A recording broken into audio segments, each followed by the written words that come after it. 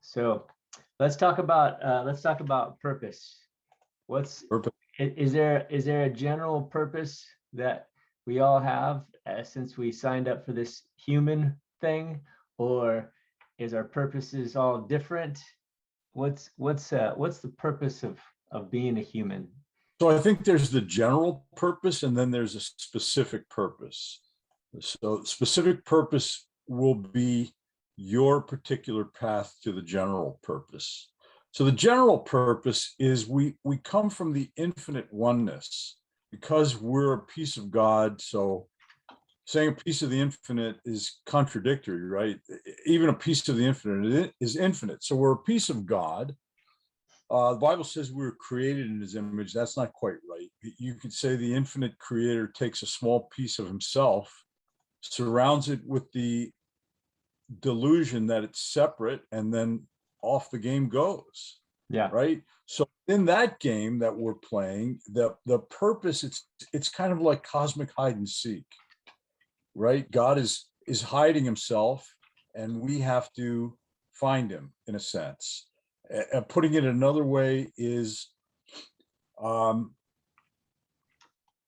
puts himself under a powerful hypnotic spell that he's this separate little piece, and you got to shake off that spell and wake up to the fact that you're always been God, and all will be God. So there's different ways of describing it, but to me, in my mind, it all boils down to the same thing as to waking up, right?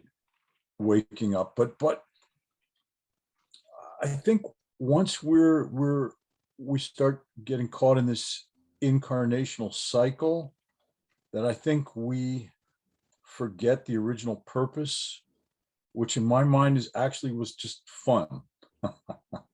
It's just fun. If we've always been and always will be, and we're part of the oneness, infinitely joyful, but maybe, I say maybe it's like you'd say mom and dad say, all right, well, what do you guys want to do today? And we all say, let's go to the beach, right? So, okay. So if you're the infinite oneness beyond creation, you got to make a beach. You got to make the individualized self, right? So you got someone to play with. And then you probably got to make a beach. Did I say that already? Got to make the beach. And then you got to probably make a lifeguard because you can get in trouble down in the ocean. And so then we all pile in the car and head out, go to the beach, play all day, having different levels of fun. Maybe some get caught in the rip current and have to be rescued, right? Some just get sunburnt, some just, playing Frisbee. And so we all have a good old day at the beach, and then we come home and have a nice dinner, shower, talk around the dinner table, have a good laugh of how our day went, right? And then go to bed, have a good sleep.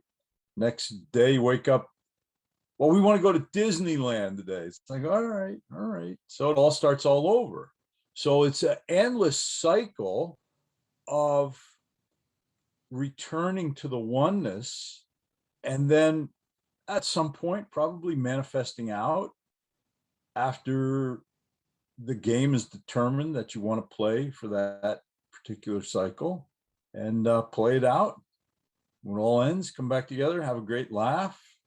Good guys, bad guys, heroes, cowards, all get together and have a good laugh about how their role went.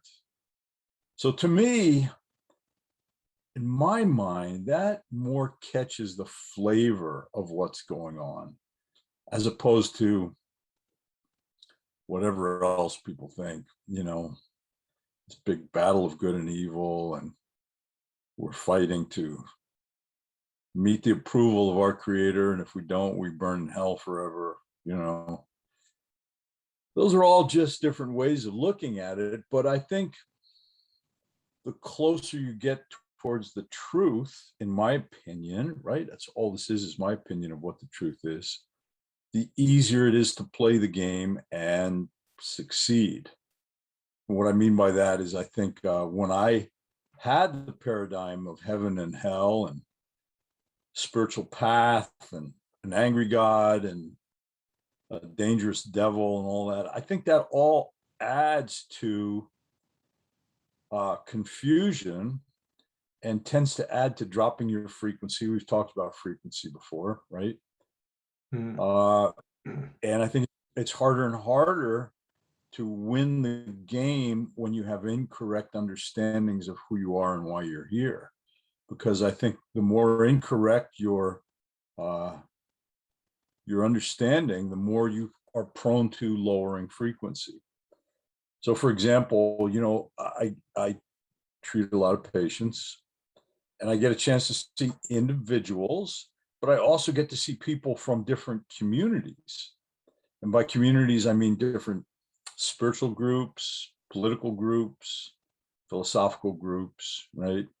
And I just find in general, the more hardcore the rules that you are trying to live by, the more you tend to prone towards neuroses, Mm. being a neurotic person. And I just see that it tends to be, one hand, it's good, and the other hand, it's bad. The good part is if you don't know how to drive a car, the more road signs that tell you slow down to 30, curve coming up, stoplights, all that, the more it kind of protects you, because you don't know what you're doing. I mean, you can have a big old SUV and you go into a curve that 30 miles an hour is the safe limit, and you take it at 75, you're going to be a statistic. Mm. And that's what happens with a lot of young drivers, right? They still don't understand. So they get in more trouble, and that's where a lot of the stop signs and regulations and speed limits are good.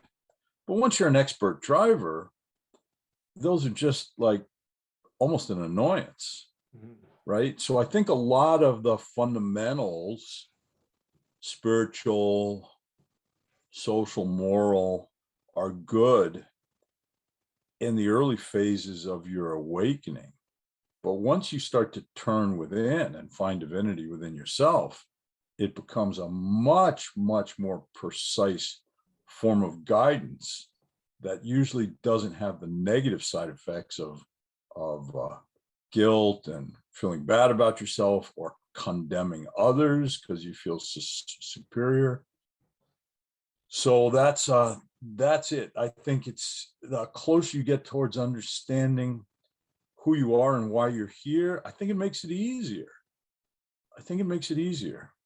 And simply put, I think you're less judgmental of yourself and others, and more of a sense of humor, a little more forgiving, and which makes it easier to hold high frequency.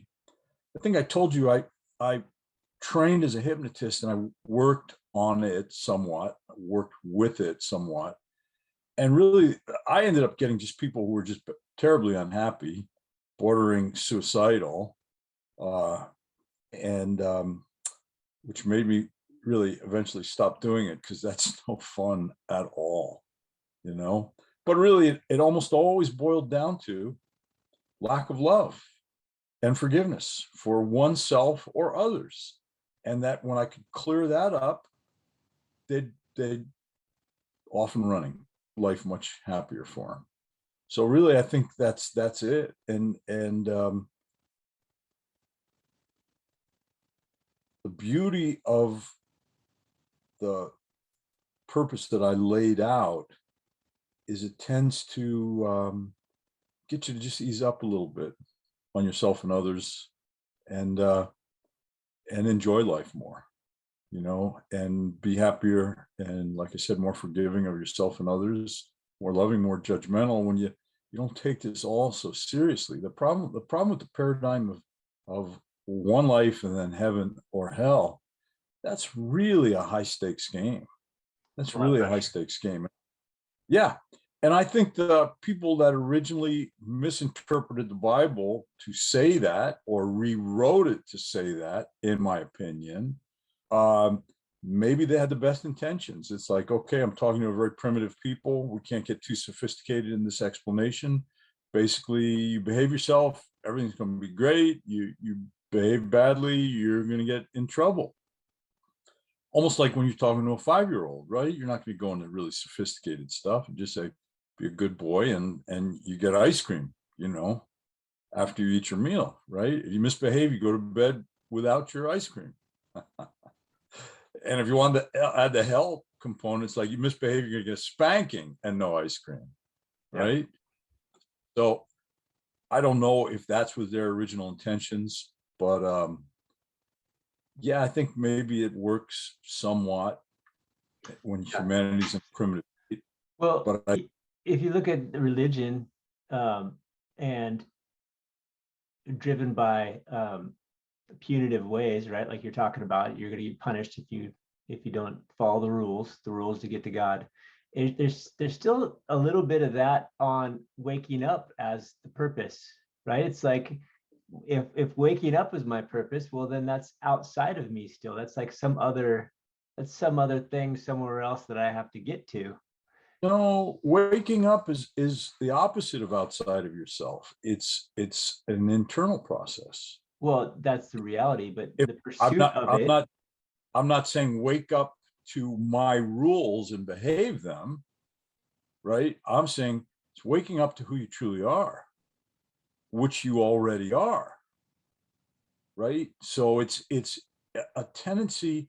By saying waking up, I think it tends to turn your awareness inward, which is like the whole Taoist thing, is turning your awareness inward, which is a critical part of this process, right? And I think everyone eventually does that as they get wiser, right? What do a lot of people say? They go, yeah, after all this, I just realized you really got to follow your heart, right? You see a lot of older, wiser people go, yeah, you really got, what is that saying? You're turning inward and listening to this prompting of this thing you call heart, that you have found if you do that, it tends to work out better, right? So that's you could say the country version of Taoism, right? Yeah, you got to just learn to listen and follow your heart, right? Well, that's Taoist. Turn within. There's guidance within you that's pretty sure. That's pretty sure, right? So then you can just go on and get more sophisticated and describe what that is, right? And then talk about the science of frequency, right? And then once you understand the science of frequency, then understand how different thought patterns and judgments affect your frequency, whether you can hold it or not. But everybody, my teacher said everybody gets there. Everybody gets there. The Bible said God's not willing that any should be lost. Well, when I hear that, it's like, well, how could you go outside of God's will? I don't think you can, right? But it's not like God's will is so tight you can't turn left or right. The Bible said he's not willing that any should be lost. Well, okay, so if you look at one life, one chance, and then heaven or hell, then you'd say, well, then obviously you can step outside of God's will. But what if you expand your model to say you have infinite lives to get it right? Then it makes more sense that God's will be done, that eventually nobody is lost. And that's what my teacher said. He said the infinite creator set it up that everybody gets there.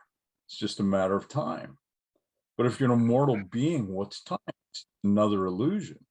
Once you fully awaken, you realize it was just another illusion, right? So that's my view of who we are and why we're here. Now, I said there's the broad, the general version, which is your job is to wake up, right? So we're wake up, and then the individualized path is, how are you going to wake up in this life? Well, I say if you have an opportunity to pursue what you love, wake up while pursuing what you love. So let's just say you're some sort of physician, right? Healthcare provider. wonderful opportunity to awaken within that your field by treating everyone like they're your own. Treat everyone, or even more advanced, treat everyone like that's God walking through your door in different disguises at different levels of being awake, and see that as a piece of God. And you've been given the opportunity to be of some service. So it boils down to doing whatever you do with a loving heart and treating others the way you wish to be treated. You just do that. It starts to wake you up really, really fast. But, some people say, oh my gosh, you're so lucky to be in this field. It's such a wonderful way to have a spiritual practice. That's true. But you can make anything you do a spiritual practice. I say you can be a garbage collector, but if you do it with a loving heart, that you're trying to just help keep your community clean and helps prevent disease, and you do it to the best of your ability, then you spiritualize it. There's my understanding. Somebody had asked my teacher, well, how long do you have to do spiritual practices? He goes, as long as you're breathing. And basically what he was saying is, while you're in a physical body, the hypnotic effect of Maya, or the illusion, that the force that maintains the illusion of separateness, is really, really strong.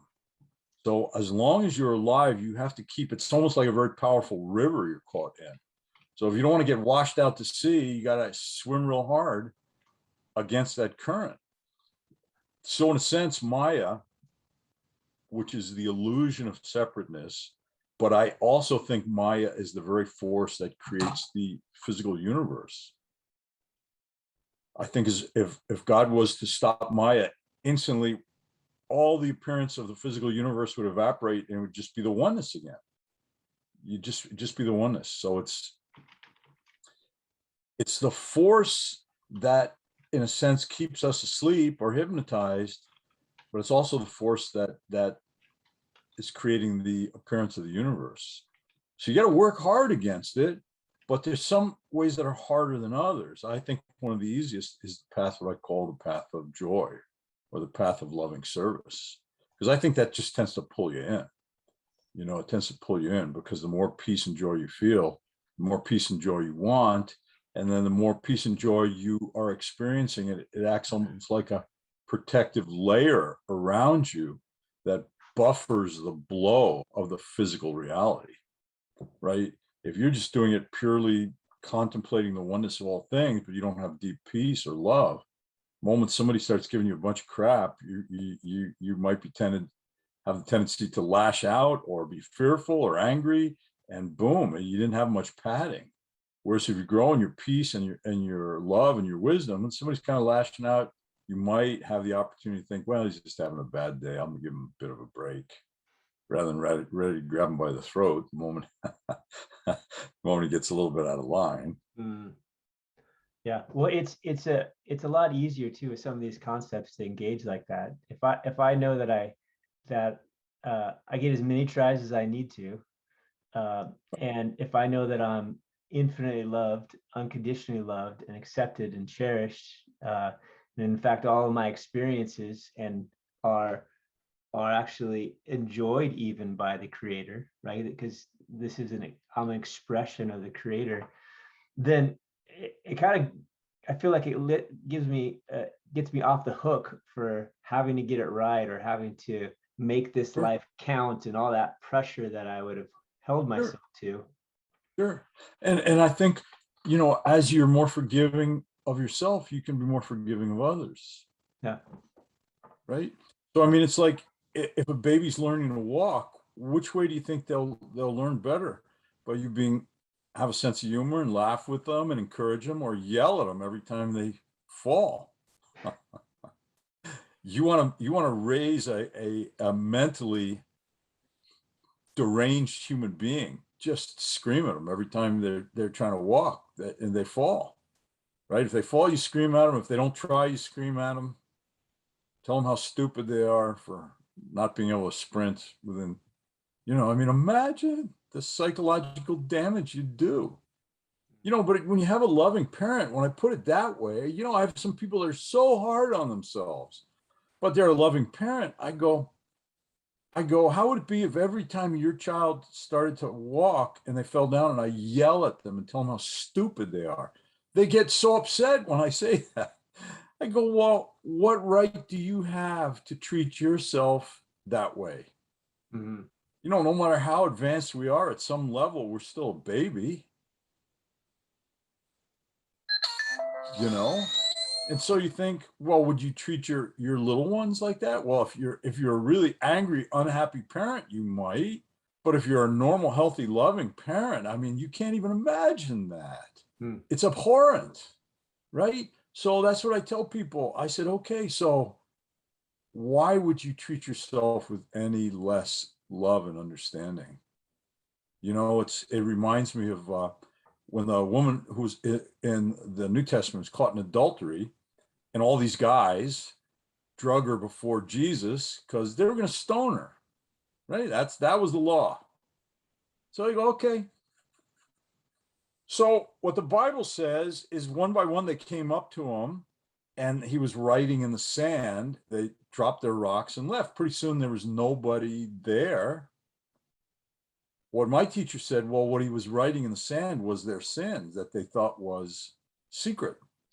But because he was omniscient, he knew all their secrets. So when they came up with the rocks, he wrote down their sin that they thought nobody knew about. And this is why they dropped their rocks and left.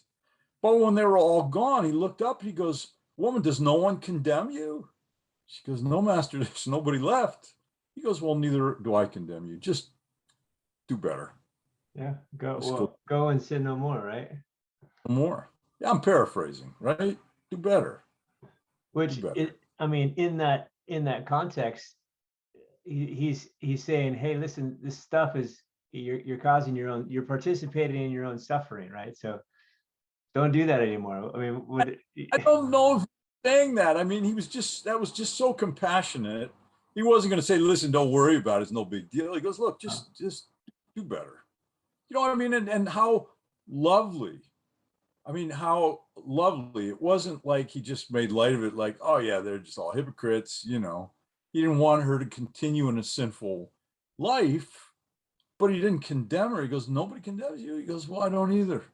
Just go do better, do better. And how lovely. I mean, how lovely is that? And that's really kind of it, right? To yourself and others. I mean, only if they come to you, not that for advice, do better. I joke around with people sometimes. I go, listen, just nobody's expecting you to be Jesus from this point on. That's really unrealistic. I said, so let's just say I had a friend who was a mafia hitman. And I'll say, well, you're killing what, 50 people a year? Yeah. Well, this year, why don't you try for 49? Right? Try for less. Do a little better. Do a little better. You want to encourage somebody within their capacity, really. Right? If you've got somebody that's just complete junk food junkie, just eat nothing but crap all day. And let's just say as your healthcare provider, it's like, yeah, you're just going to die. You got to stop all that. Well, psychologically, if you tell somebody who's completely obsessed with something, quit cold turkey, you could create a worse obsession. Now that's all they're going to be thinking about, which then they can use just pure willpower for a while, but that once that burns out, they'll go back worse than they ever did. Whereas if you give them advice, it's like, look, okay, sure, you can have a crap, but first eat a healthy meal and then wait a little bit, and then you can have some crap afterwards. Right? Now, which one has a better chance of succeeding? Me telling them you can never touch that ever again, or just say, look, just eat a good meal first.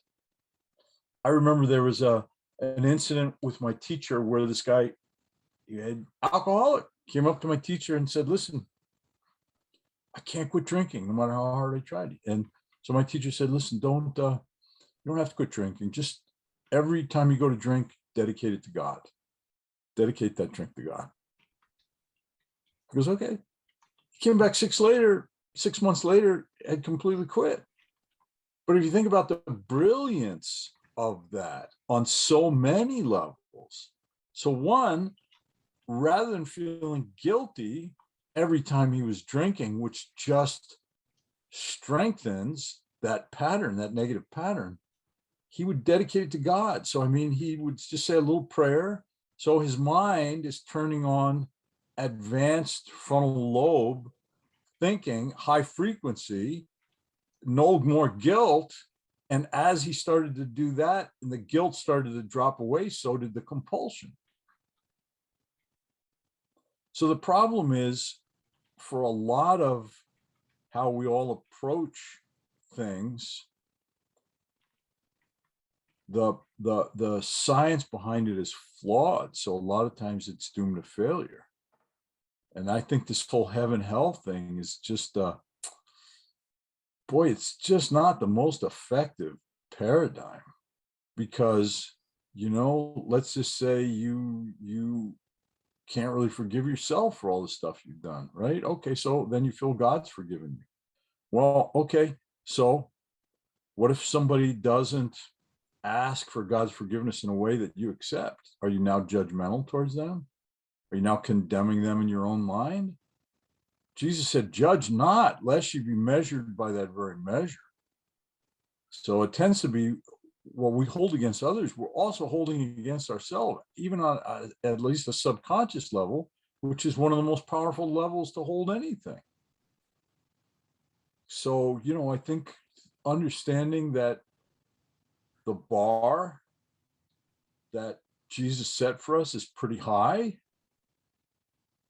And I think it's something to strive for, but not to condemn yourself if you fail. Because the moment you start to condemn yourself or others, it tends to draw you, lock you into that negativity. Right? So that's where forgiveness is. If you truly forgive yourself, you're more prone to forgive others and vice versa, which kind of unlocks that negative pattern in your brain, which allows you then to start to produce a better positive pattern, that as you energize that, it begins to wash away the negative patterns. And that's one of the things in hypnosis that I found from a master hypnotist. I've discussed that with you, right? That a lot of times where a person is stuck is a highly energized pattern in their brain. And the more you try to push it away, or you're fearful of it or hate it or whatever, you just energize it. What seems to work in the physical world, if you want to get away from something in the physical world, you walk away or you push it away, right? In the mind, the more you try to push it away mentally, the more you're just energizing it. So there's no such thing as creating something positive in negation, right? I know that sounds a little weird, but it's the classic thing of don't think of pink elephants.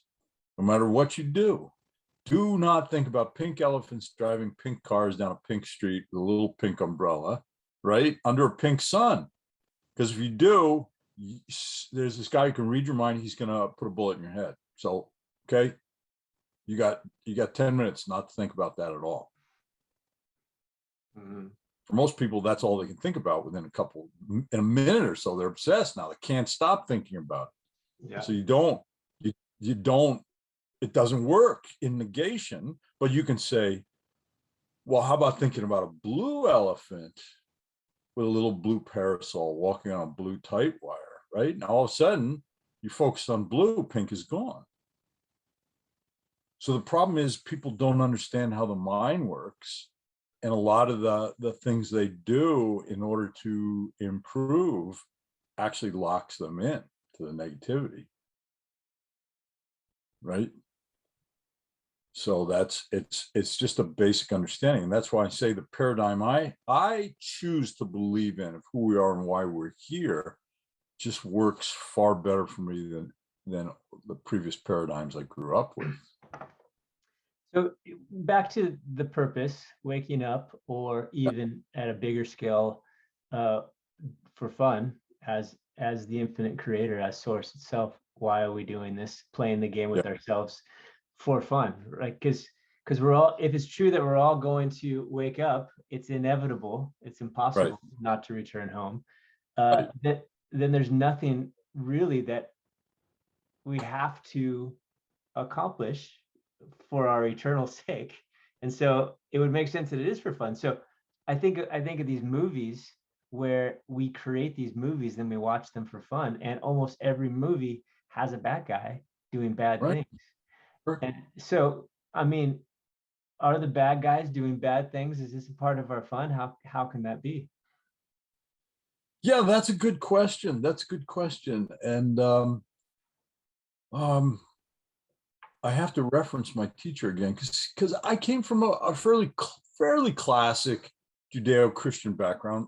My mom also injected a bunch of Eastern concepts into that when she would talk to us when we were little.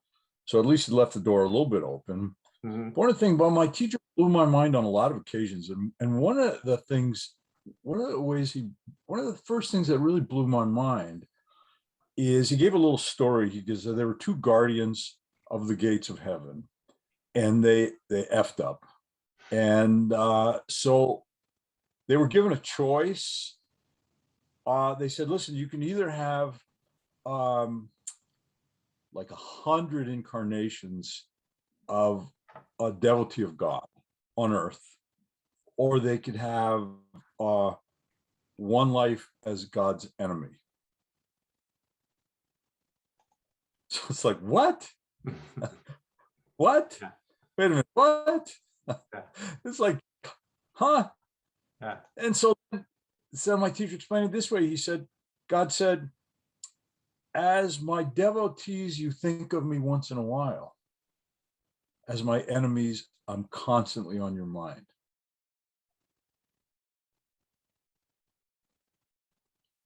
But what I understood to be the principle that he was illustrating is the metaphysical principle: energy flows where attention goes.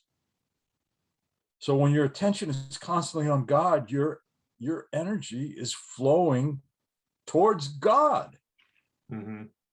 And that apparently would wipe away their karma much, much faster than thinking of God once in a while fondly, as opposed to thinking of God in a negative sense constantly. And Mm. that completely goes against everything I've ever learned. Yeah, But I crazy. truly, truly believe that's correct. So Messes up getting back, morality quite a bit. what's that? So it messes up morality quite a bit. Well, Just it like, sure makes it a little more complex and nuanced than we'd that's, like to think of it, you that's for know? sure. So Yeah. getting back to that, then within that framework, there was one of the stories of one of the great avatars of India.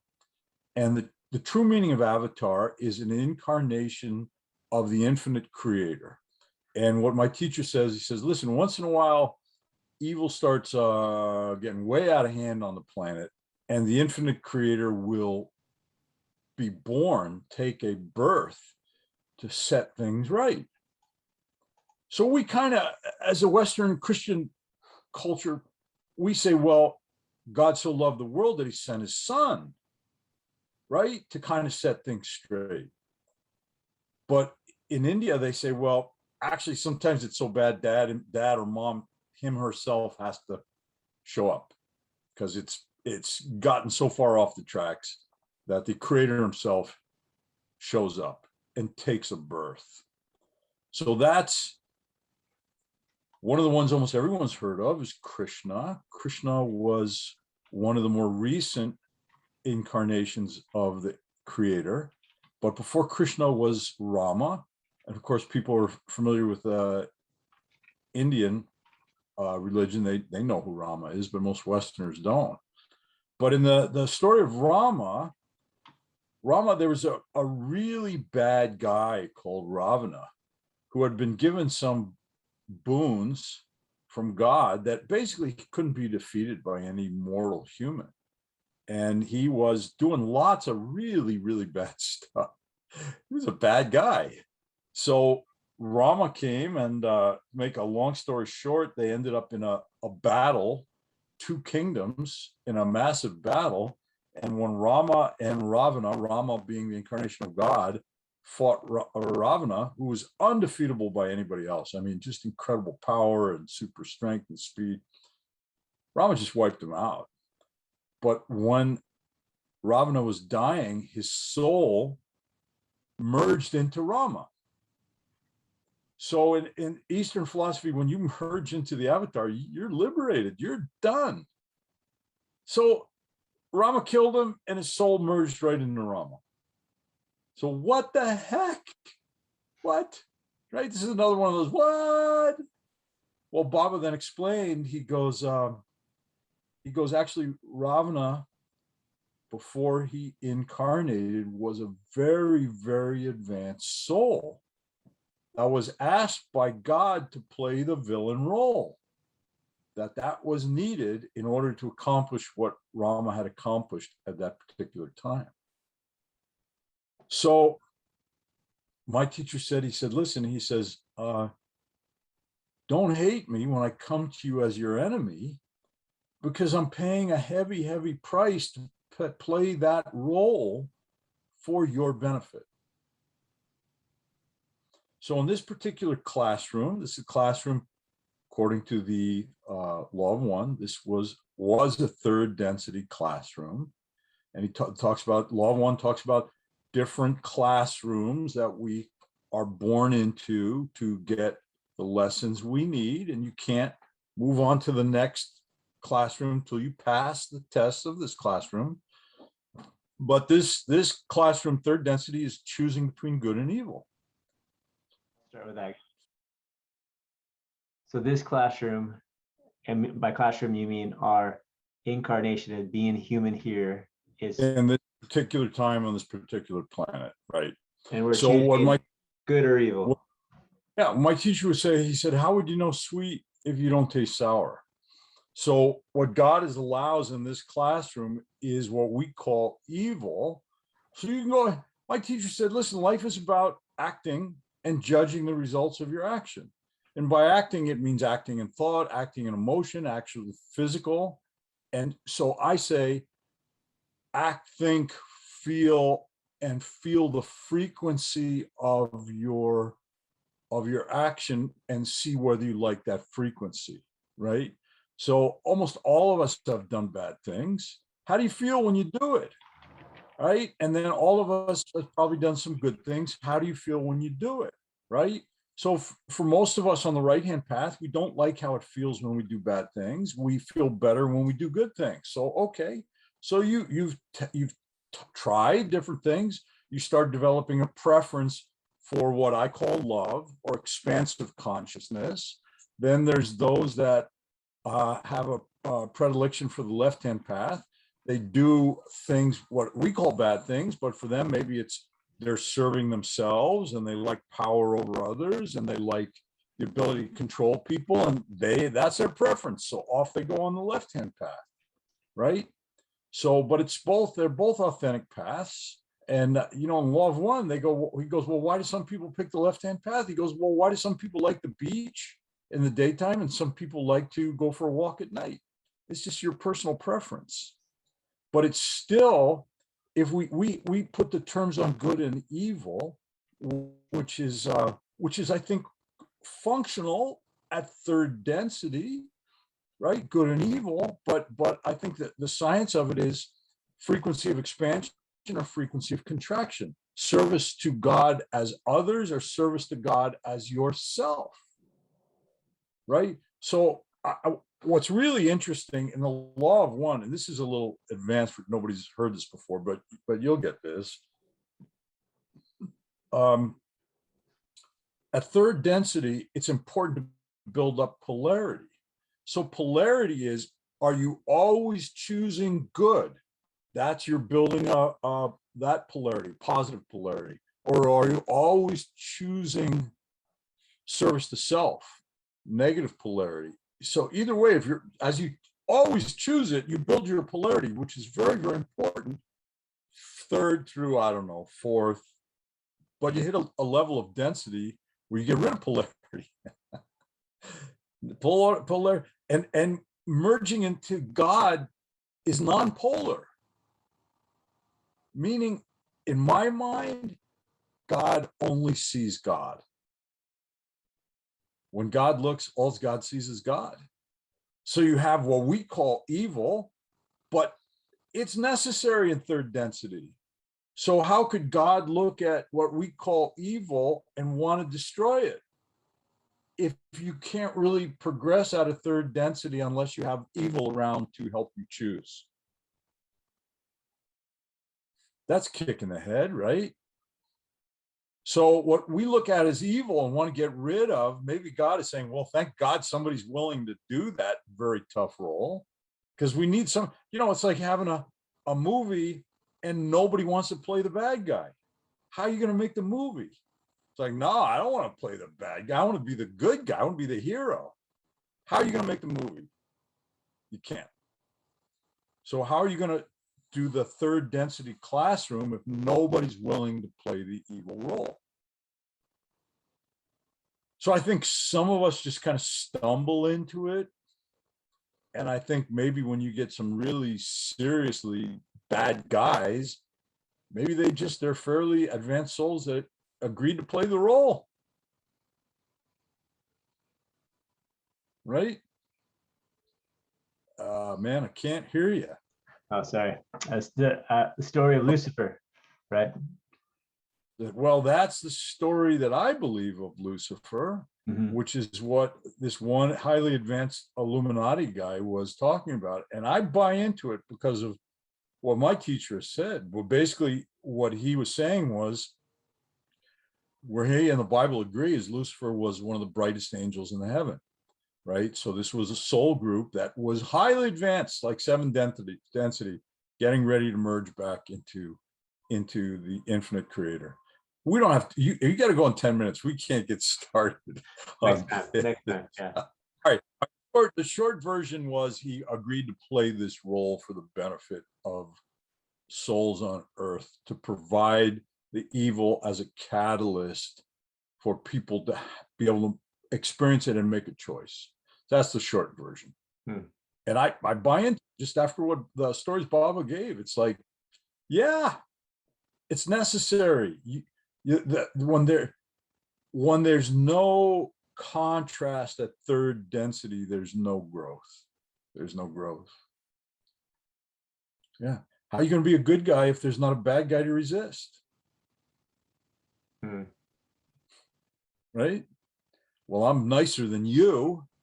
You gave that old lady $5. I gave her $6. Right. Right.